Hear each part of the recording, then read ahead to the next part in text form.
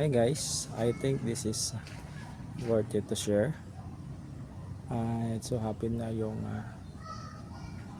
hood is hindi na ma-open. So pag inopen mo from inside the cabin, malambot lang yung lever. So parang naglo-loose o feeling mo parang naputol yung latch cable. So instead na dadalhin ko na sa shop, I try to do some DIY. So this is what I did. Tinanggal ko muna yung front grill and also that one, the cover. Dito nakakabit yan. Here. Sorry. Yan, dito yan. So tinanggal ko muna para magkaroon ako ng access inside the grill dun sa latch. And then mayroong masisilipan dito. Sorry, medyo nakikita. Ayan. So nasisilip yan. And then yung binuksan ko lang muna, no, para maliwanag yung loob at makita nyo yung sinasabi ko. Yan, so yung butas na yan, by using this, papasok po doon sa loob. Mayroong access dito. So yan, right, yan. Tapos yung butas na yon, dito natin makikita. Ayun, okay. So yung sorry,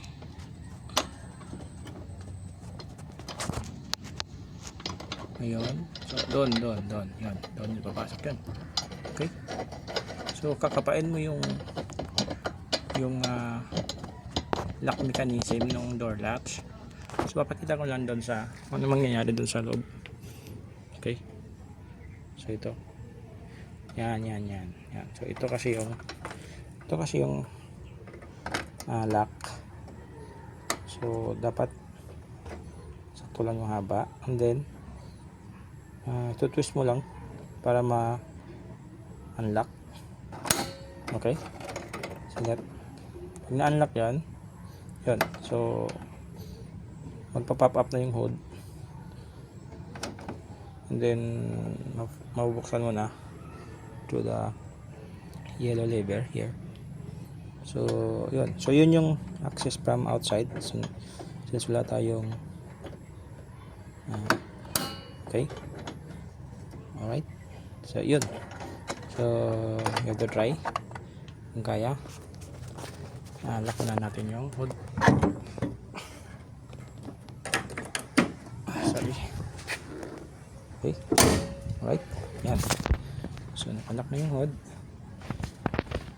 Try natin gawin yung sinasabi ko.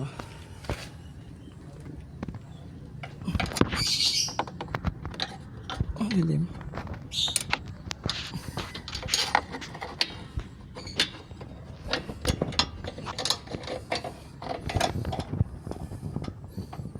Okay, see that? Yun. Okay, then remove natin. Yun, tapos hindi mo nang open. Okay,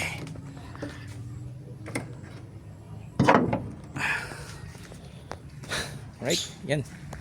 I hope nakatulong, at ito talaga yung pinaka powerful tools. So yun, dito ulitin ko, dito siya dapat nakakawit. Okay, ulitin ko ulit.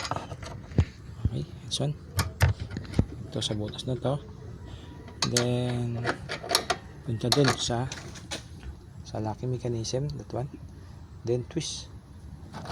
Okay, and then yun, mag-pop na yung hood. So it so happen, nangyari dito sa unit ko, yung locking mechanism nitong cable, ng latch cable, is naputol na. So hindi na siya bumabangga dito sa stopper. Kaya pag hinila mo, sasama lang to then naglo-loose lang. So hindi nahihila yung pinaka kable. So ang nahihila lang is yung buong cable. So nangyari, hindi mag-open yung door latch. This one. Okay, sana nakatulong. Enjoy the video. Thank you.